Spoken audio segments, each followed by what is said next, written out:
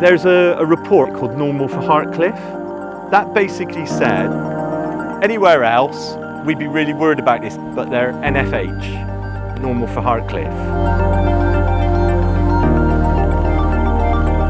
20% of people in Bristol have never been to Hartcliffe. About 80% of people have got an opinion of Hartcliffe.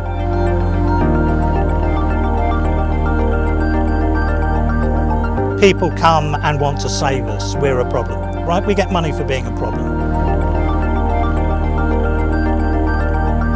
So why has this not changed in the nearly 50 years I've been here? Because we're having the same old conversations and the same old questions about young people here. I've been using the hashtag Hartcliffe Matters for a number of years because, you know, we should matter a lot more than we do. We felt it was forgotten, it was so far away from anywhere. The only people who really cared about the area were the people who came and got their PhDs from writing reports about it.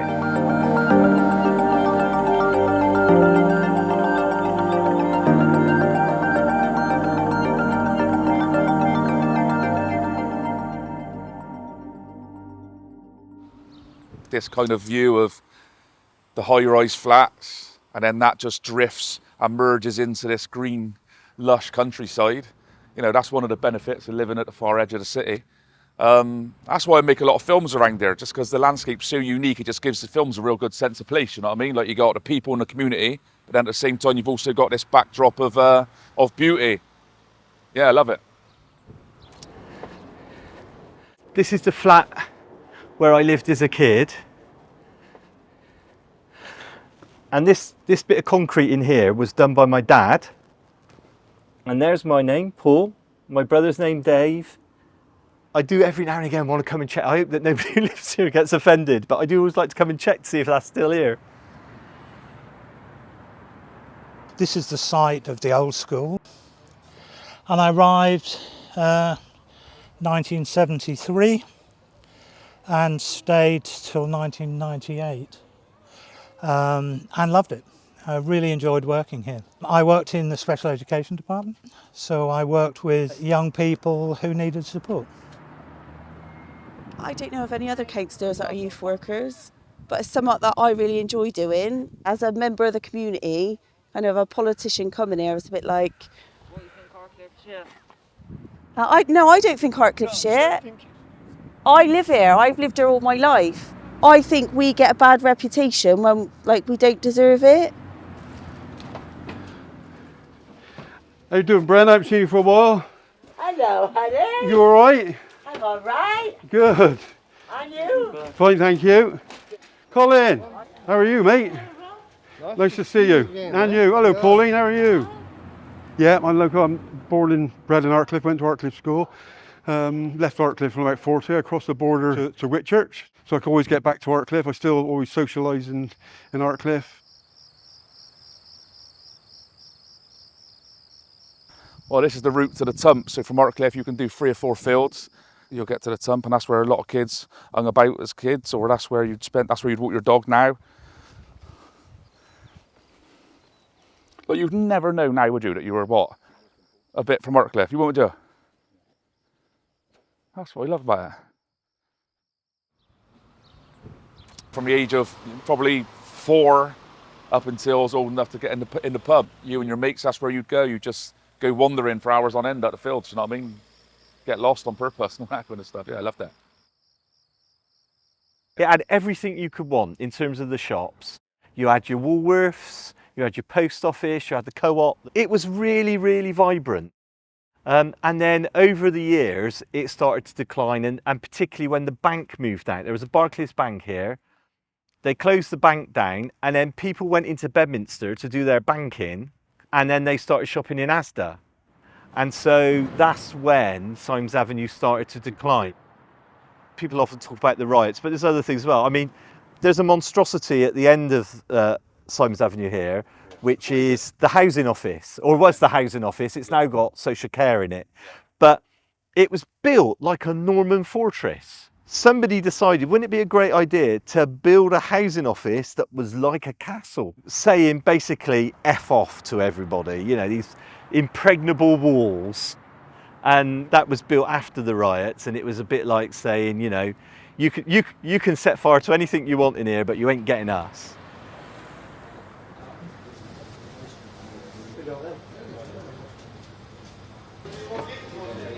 What's going on here then? Well, again, Bob, don't come here and show up and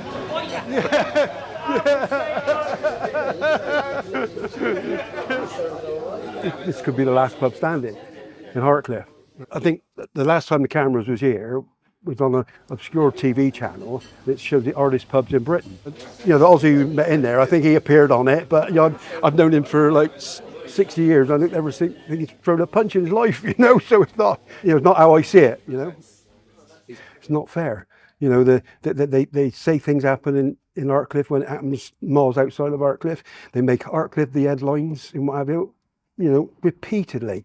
You know, of course Hartcliffe's got its problems. Where we're located in the deep south, you know, we're farthest away from motorways, which means you're farthest away from jobs, so jobs are an issue and what have you. The size of the estate, because they combine Hartcliffe and Withywood, that's 22,000 people, that's half the size of Bridgewater. If you read something in the papers about Hartcliffe, it tends to be one of two types of stories. One is, you know, it's terrible and it's this, that, and there's these stats that say, you know, something about the people here. Or it's one of those really heartwarming stories of saviour, of somebody doing something wonderful, like making a cake. I think sometimes it is patronising, and also this sort of assumption that if you're from Hartcliffe, obviously what you can do is quite limited. And if you do something that might be done elsewhere, it's seen as being amazing. When the new college here was going to open, what were they going to teach? Hairdressing, beautician, a whole list of stuff. Where was lawyer, architect, brain surgeon, you know what I mean? And I'm not dissing hairdressers, my wife was a hairdresser, so, you know, it's the expectations. There's a report called Normal for Hartcliffe, which was written in the 1980s. It was based on something that the doctors did, but was also used by social services to say, basically, you know, anywhere else, we'd be really worried about this kid, but they're NFH, Normal for Hartcliffe. It basically meant we don't care about the people here. It doesn't matter if their things aren't going well, because that's what you would expect. That's what you would expect of people in Hartcliffe. You know, for decades and decades, not a lot changes here. I might not have gone to university, I might not have had a great education, but I'm willing to roll my sleeves up and say, come on, this isn't good enough. We are the fourth worst in the country for access to public space, problems with educational performance, and so on and so forth. A few years ago, we had the lowest number of people going into tertiary education in the country. There were incredibly bright, intelligent young people there who should have gone to university but didn't. When people from outside of Hartcliffe moved into it, they could quite often find it quite a difficult place to fit into. It was pretty much 98% white, but there were well-known families within Hartcliffe who were African Caribbean or Indian, and even if there were people who were racist, they weren't racist about those people because they were sort of their people. There is racism here, without a doubt, and there have been problems of racism here, but there's also a sense that once people come in and are part of the community, they very much are part of the community. Each time I got a visitor and I put them in the room facing here, they were like, oh, they feel like they're in the hotel, you know. Even me looking at the trees and everything, it's nature. I love it. Well, I've lived here now for 2 years. When I got to Bristol and I see that, you know, they're doing full banking, I was so amazing, like, oh, this is a great community. And then I feel like joining people to support, you know, in order to give. In the community, have you felt welcomed? Oh yeah, to be honest, the very first day we moved down here and we went to the library because I got 3 boys and they just said, oh, there is a community football. and you don't need to pay. I was like, oh, wow. So they jumped on it.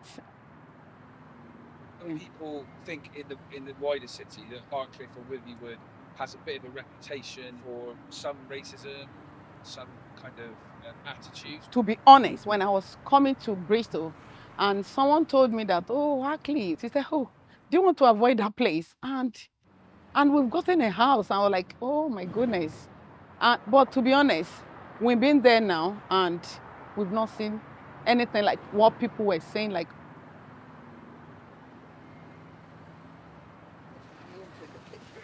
Everybody tucked in? Everybody chucks in. All your seatbelts on and what have you?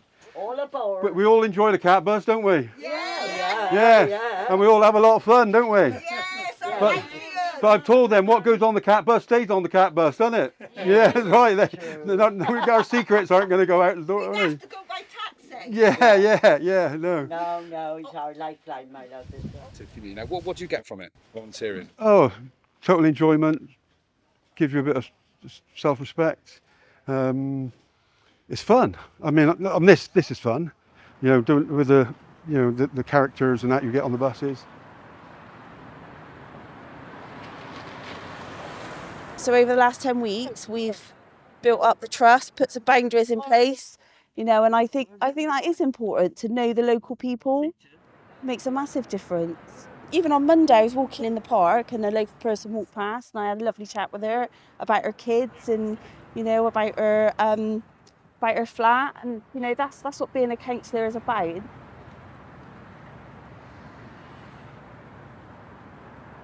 So we shot our last film called Hollow in this church, St Andrew's, which is kind of like the central church in Hartcliffe. We had a lot of local lads in the film as well from Hartcliffe that stepped up as kind of like background actors. They all came down. Yeah, we spent a couple of days inside the church and shot some interesting scenes in here. Yeah. Why is it important for you to do that, to involve local people in your films? I think it's visibility for me. It's important to involve local people and the community in the films I'm making about the community. And down the road, we've got a world-class film studio, the Bottle Yard. Have you done any directing down there? No. Okay. Would you like to? They make a lot of INTV drama that pays well. Mind a little look in now and again, yeah. Some of my legacy is lasting and some of it has just fallen away. We did Peter Maxwell Davies' Cinderella, with Red or Dead designing the costumes. We had an audience of 1,000. Families, children. So we did a survey of 1,000 8 to 18-year-olds and we found 82% had never been inside a theatre. No, it's getting there. I reckon it's going to top me. Yeah. Definitely, what really winds me up is how if you say, oh, I make theatre, people assume you're really middle class and elite. And I'm very much not that. I come from a working class family. I grew up in this area. When I was a kid, there was very little visibility of the arts of any kind in that area. And I'm not sure that's changed much. I set up Brave Bold Drama when I couldn't access my profession, which is secondary drama teaching, because I'm a solo parent to 3 children. So we don't really do our shows in theatres. We do a lot of what you call like walkabout theatre, a lot of improvised theatre, whether it's a library, their local youth club. We've been doing walkabout theatre up Hartcliffe Club for young people just in the car park. That's theatre. We can help the bigger arts organisations understand what these communities, you know, are interested in. Do they understand? If they'd asked us, I guess, you know. I mean, when we ran our venue, some people from the Old Vic came and they were like, I didn't recognise anything past Bedminster. It's like, oh, and you wonder why no one from BS13 comes to your venue. It's not rocket science, is it? You know. We're funded for being a problem, right? So people come and want to save us. We're a problem. Very few of the applications I've seen, and we've done some research on those, contains the word potential.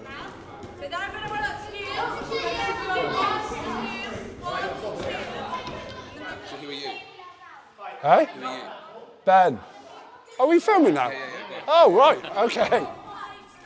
It's challenging times. The youth service has been decimated over the last 10 years. Basically, I could see that there was massive pockets in South Bristol that didn't have any provision. and some that didn't have great provision. So I just hoped that I could go out and do something where it's speaking to local people of all ages, based in programmes on what they wanted and what they needed. But there's all the talent that you need, there's just limited opportunities. And even when there are opportunities, they're not necessarily based on the wants and needs and the interests. Who's they based on? Huh? They're based on people that are dipping a finger in the air and going, there's some funding coming this way, let's go for it. And then that ain't gonna have any longevity. This area has enormous potential. And we have people here who are doctors, are lawyers. So to say that there's no ability or have preconceived ideas is just totally wrong. There's lots of people from this state who've gone on and been really successful, but they don't necessarily shout about it. They don't want to draw attention to themselves. I know one guy who made a fortune working in finance and insurance. There's another lad didn't do very well at school, but learnt the trades and then made $1 million from property deals. The problem for Hartcliffe, and I'm part of that problem, is that once they do well, they leave. Yeah, we're driving up Cater Road now, and most of these companies are run by local people. Design scaffolding, South Bristol boy. They're a lot of them are Local. yeah.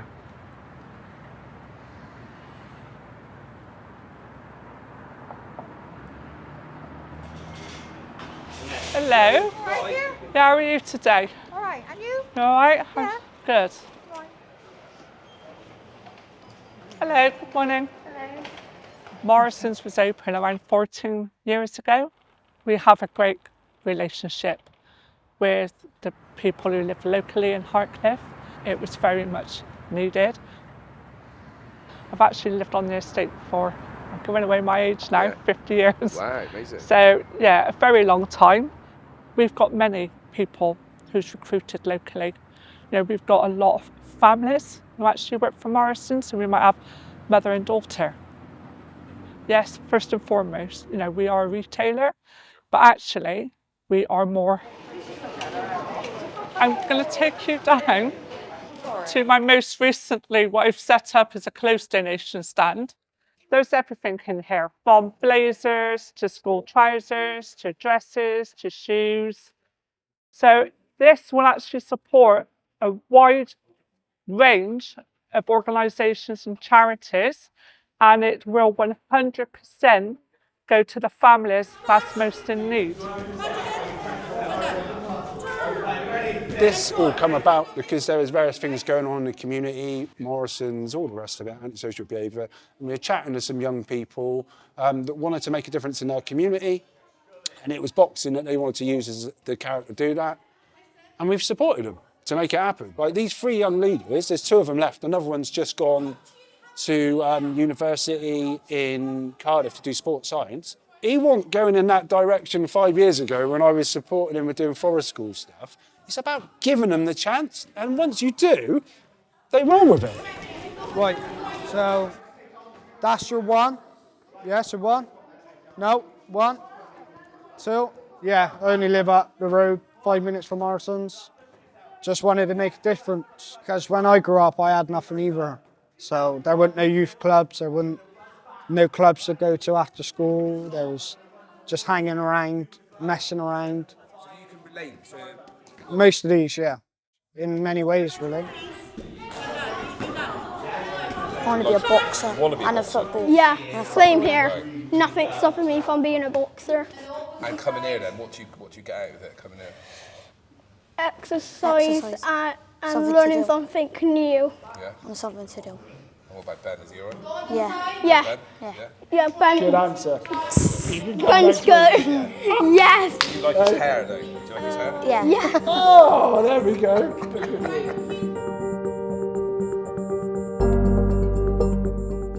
The sun's out. Yeah, and the sun's out, the sun's shining, the sun's shining. Sunshine's shining on Hartcliffe. Sun's shining on Hartcliffe, always sun's on Hartcliffe. You ask anybody here, like, what do you think of when you think of Hartcliffe? And they say the people. And there's always someone to help you out if you need anything, and we all look after each other. That's what makes this community. I just think it's important that kids, everyone from the estate, you know, gets the support and the opportunity to punch through that glass ceiling and do something exceptional and really achieve big things. And there are people that can do that, they just need a little bit of a leg up. You've got to get people mixing, you've got people engaging with each other. You don't care if they're just playing conkers.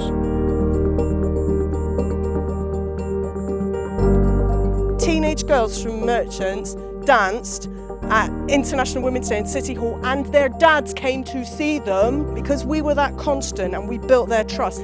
Those young people accessed a privileged central space and held it.